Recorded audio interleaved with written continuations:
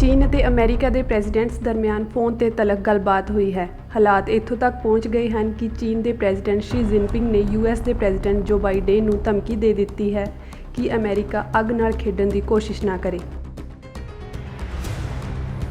ਦਰਅਸਲ ਇਸ ਤਲਖੀ ਪਿੱਛੇ ਮੁੱਖ ਕਾਰਨ ਤਾਈਵਾਨ ਹੈ।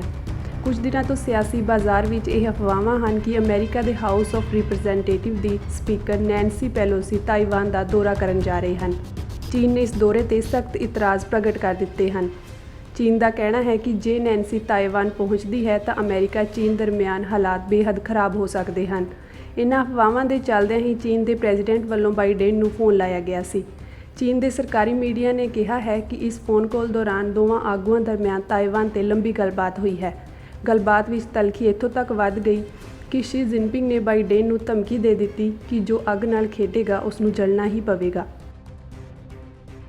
ਚੀਨ ਤਾਈਵਾਨ ਨੂੰ ਆਪਣਾ ਹਿੱਸਾ ਐਲਾਨਦਾ ਹੈ ਅਤੇ ਨੇੜਲੇ ਭਵਿੱਖ ਵਿੱਚ ਇਸ ਨੂੰ ਪੂਰੀ ਤਰ੍ਹਾਂ ਚੀਨ ਦਾ ਹਿੱਸਾ ਬਣਾਉਣ ਲਈ ਆਪਣੀ ਜ਼ਿੱਦ ਦਾ ਕਈ ਵਾਰ ਪ੍ਰਗਟਾਵਾ ਵੀ ਕਰ ਚੁੱਕਾ ਹੈ ਅਤੇ ਇਹ ਵੀ ਸਪਸ਼ਟ ਕਹਿ ਚੁੱਕਿਆ ਹੈ ਕਿ ਇਸ ਲਈ ਜੇ ਫੌਜੀ ਤਾਕਤ ਦੀ ਵਰਤੋਂ ਕਰਨ ਦੀ ਲੋੜ ਪਈ ਤਾਂ ਉਹ ਪਿੱਛੇ ਨਹੀਂ ਹਟੇਗਾ।